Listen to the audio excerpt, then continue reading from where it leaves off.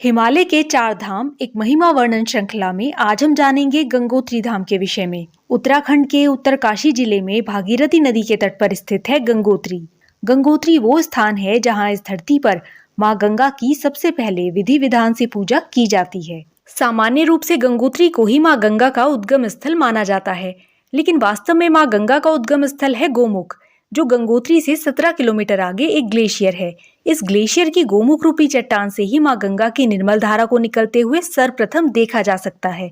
यही पतित पावनी मां गंगा कल कल करके बहती हुई भारत भूमि की धरा को पवित्र कर देती है। गंगोत्री धाम गोमुख से आती हुई गंगा जी का प्रथम वंदना स्थल है, लेकिन इस स्थान पर गंगा जी के प्रवाह को भागीरथी नदी का नाम दिया जाता है और देवप्रयाग में भागीरथी, अलकनंदा और मंदाकिनी धाराओं के संगम के बाद इस पवित्र नदी के प्रवाह को मां गंगा कहा जाता है।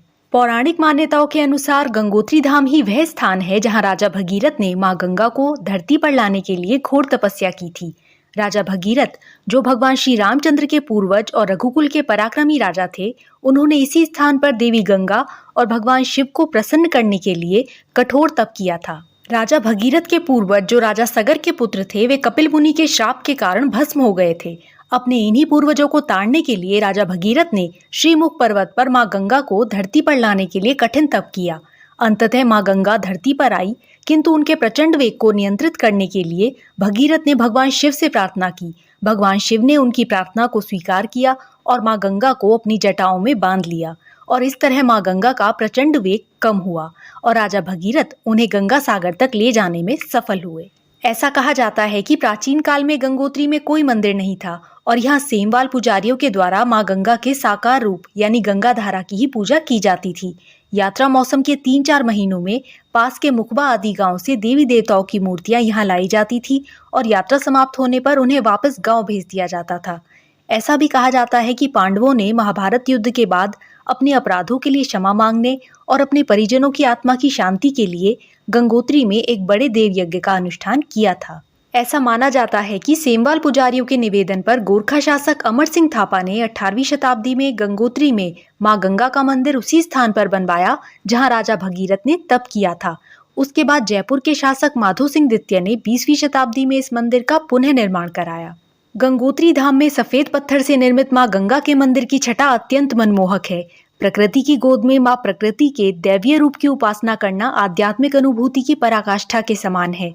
इस मंदिर में मां गंगा की भव्य मूर्ति के अतिरिक्त देवी जानवी, देवी लक्ष्मी, देवी अन्नपूर्णा, देवी सरस्वती, देवी भागीरथी और आदि शंकराचार्य की मूर्तियां भी हैं। गंगोत्री में राजा भागीरथ का भी एक सुंदर मंदिर बनाया गया है। गंगोत्री मंदिर के पास भागीरथी नदी में एक प्राकृतिक चट्टान है जिसे शिवलिंग का रूप माना जाता है। कहा जाता है कि इसी स्थान पर भगवान शिव ने मां गंगा को अपनी जटाओं में बांध लिया था। लेकिन इस अलौकिक शिवलिंग के दर्शन केवल तभी हो पाते हैं जब सर्दियां शुरू होने पर गंगा जी में जल का स्तर काफी कम हो जाता है।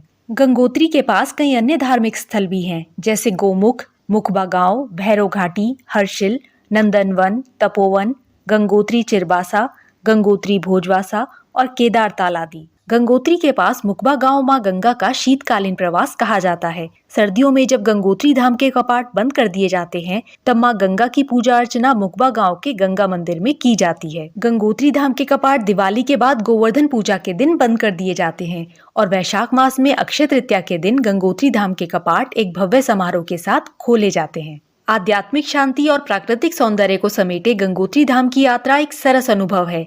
गंगोत्री धाम पहुंचकर गोमुख के दर्शन करने की इच्छा भी प्रत्येक यात्री के मन में होती है और इस इच्छा की पूर्ति हो जाना एक दैवीय अनुभव जैसा है। लेकिन हिमालय के पर्वतीय क्षेत्रों में की जाने वाली इन यात्राओं से पहले पर्याप्त जानकारी जुटा लेना आवश्यक है ताकि आपकी यात्रा सुरक्षित और व्यवस्थित रहे। हिमालय की 4 धाम यात्रा पर जाने वाले सभी यात्रियों को शुभकामनाएं।